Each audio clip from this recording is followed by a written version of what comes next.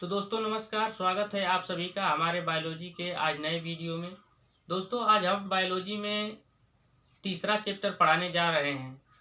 पहले से 2 चैप्टर हमारा कोशिका और ऊतक का पूरा कंप्लीट हो चुका है, जिसको आप प्लेलिस्ट में जाकर देख सकते हैं। और आज हमारा तीसरा चैप्टर है पाचन तंत्र। तो पाचन तंत्र में हम सभी अंगों को एक चित्र के माध्यम से यहाँ पे दर्शाया है और उन चित्रों को बारी बारी से क्रम से समझाने का भी प्रयास जारी है। तो दोस्तों आइए समझते हैं कि हमारा शरीर हमारे शरीर में पाचन तंत्र जो है, यानी हमारे शरीर की पोषण की प्रक्रिया जो है कैसे कैसे पूरी होती है। तो सबसे पहले हम मुख में क्या करते हैं, भोजन लेते हैं और मुख में भोजन लेने के बाद हम उसे चबाते हैं। तो चबाते हैं तो मुख में 3 जोड़ी लार ग्रंथियां पाई जाती हैं और उन लार ग्रंथियों की सहायता से भोजन को हम चबा के लुगदी कर देते हैं। और लुगदी होने के बाद वह ग्रसनी की सहायता से धीरे धीरे यहाँ पे अमाशय तक आता है। और अमाशय पर आने के बाद 4 से 5 घंटे तक भोजन यहाँ पे रहता है। और यहाँ पे अमाशय की दीवारों पर, यानी अमाशय की दीवारों पर जठर रस निकालने की दीवारें होती है, जो जठर रस निकालती हैं। और उसमें HCl यानी हाइड्रोक्लोरिक अम्ल पाए जाते हैं, जो कि भोजन को सड़ने गलने से बचाते हैं। और इसी जठर रस में से म्यूकस भी निकलते हैं, जो हमारे इस दीवारों को क्या करते हैं, HCl से बचाते हैं। यानी HCl क्या होता है कि उसका pH मान बहुत कम होता है, वो बहुत अम्लीय होता है, उसका pH मान 2 होता है, जो हमारी दीवारों को नुकसान पहुंचा सकता है। तो इसमें से म्यूकस भी निकलते हैं, जो हमारी दीवारों की रक्षा करते हैं। तो यहाँ से 4 से 5 घंटे तक भोजन का पाचन होता है। और यहाँ से भोजन जब पाचन होता है तो उसे हम कहते हैं काइम। तो भोजन काइम के रूप में जब यहाँ पे आता है, तो यहाँ पे आप फिगर में देख रहे होंगे कि यहाँ पे अग्नाशय भी जाके मिला है और यकृत भी जाके मिला है, जिसे हम लीवर कहते हैं। तो इस लीवर में पाया जाता है क्या कि पित्तरस यानी पित्ताशय। और उसी पित्ताशय में हमारा पित्तरस एकत्रित होता है। और पित्तरस क्या करता है कि ये जो भोजन इसमें से अम्लीय होता है, उस भोजन को क्षारीय बना देता है। इस पित्तरस का pH मान 8 होता है। और जब ये क्षारीय बना देता है, तो अब यहाँ से हमारा निकलता है अग्नाशयी रस, जिसमें हम देखिए यहाँ पे लिखे हैं LAT। लेट से होता है लाइपेज, A से होता है एमाइलेज, T से होता है ट्रिप्सिन। यानी अग्नाशय से हमारे 3 एंजाइम निकलते हैं। और ये एंजाइम क्या करते हैं कि जो लाइपेज निकलता है वो वसा का पाचन करता है, और जो एमाइलेज निकलता है वो कार्बोहाइड्रेट का पाचन करता है, और जो ट्रिप्सिन निकलता है तो ट्रिप्सिन हमारे प्रोटीन का, जो कि हमारे शरीर में बहुत महत्व है, तो प्रोटीन का पाचन करता है। अब यहाँ पे इसीलिए हम इसे पूर्णपाचक अंग भी कहते हैं। तो पूर्णपाचक रस जब यहाँ से निकलता है तो इसके साथ मिल करके और ये चला जाता है छोटी आंत में। तो छोटी आंत में भोजन का पाचन होता है। अब छोटी आंत में भोजन का पाचन होने के बाद फिर यहाँ से चला जाता है बड़ी आंत में। तो छोटी आंत में पाचन कैसा होता है, थोड़ा इसे भी समझ ले। हाँ, अब हमने आपको बताया होगा कि मुख में भी भोजन का पाचन होता है। कार्बोहाइड्रेट का भी होता है और वसा का भी होता है। तो मुख में जो लार पाई जाती है उसमें टाइलिन और लाइसोजाइम, मुख में जो लार पाई जाती है उसमें टाइलिन और लाइसोजाइम नामक एंजाइम पाए जाते हैं। जो लाइसोजाइम है वो क्या करता है कि हमारे भोजन के साथ जो कीटाणु वायरस जो होते हैं उनको क्या करता है, मार देता है। और जो ये जो टाइलिन होता है, ये टाइलिन क्या करता है कि कार्बोहाइड्रेट का पाचन करता है। तभी तो हम गुड़ खाते हैं तो तुरंत हमें ऊर्जा मिल जाती है।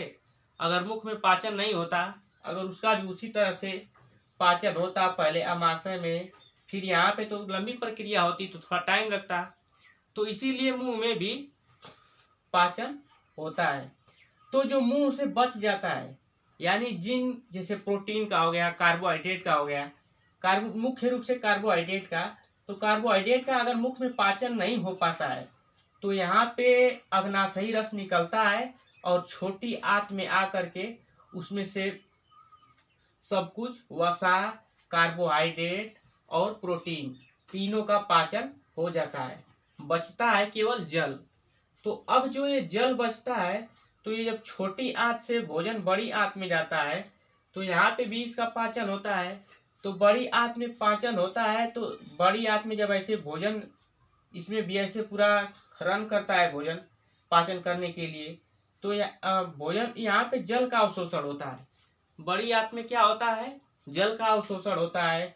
छोटी आंत में क्या होता है कि वसा का पाचन होता है, कार्बोहाइड्रेट का पाचन होता है, प्रोटीन का पाचन होता है।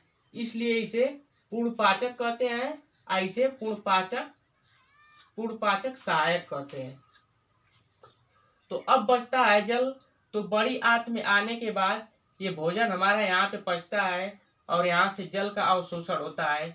और आप एक नीचे फिगर देख रहे होंगे जिसे हम बोलते हैं अपेंडिक्स। कई बार क्या होता है ना कि कुछ लोगों का अपेंडिक्स खराब हो जाता है, तो डॉक्टर बोलता है कि अब अपेंडिक्स को ऑपरेशन करके निकालना पड़ेगा। तो लोग ऐसे डर जाते हैं कि अब तो ये अंग मेरा निकल जाएगा तो क्या होगा।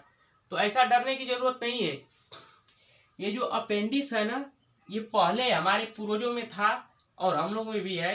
तो ये पहले काम करता था, यानी पहले मनुष्य क्या था कि कंदमूल, फल यानी घास फूस भी थोड़ा खाया करते थे।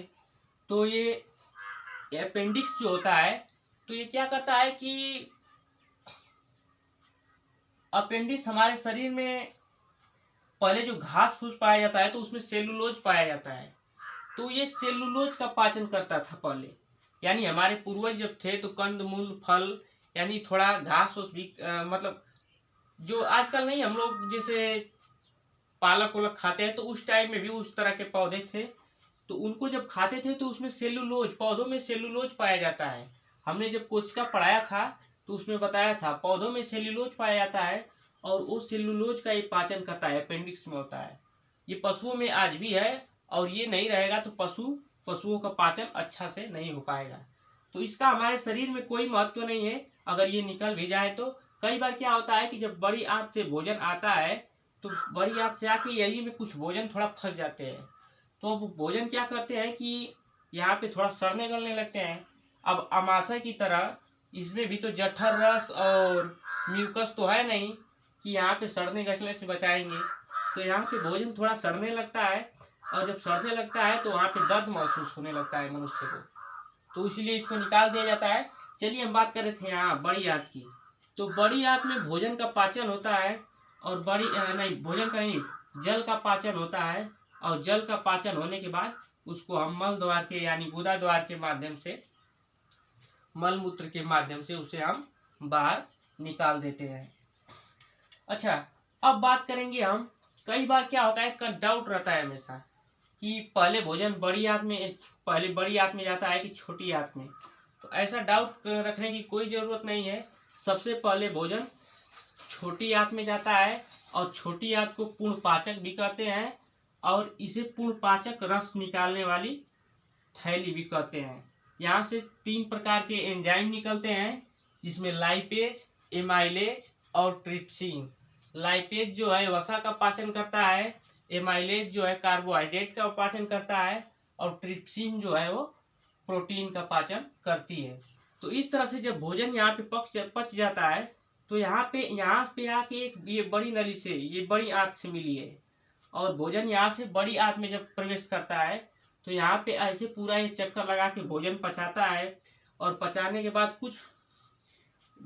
के बाद यहाँ पे जल का अवशोषण होता है और जल अवशोषित करके उसको जो है कि यूरिन और आदि मूत्र में जो पाए जाते हैं उसको अलग कर देती है और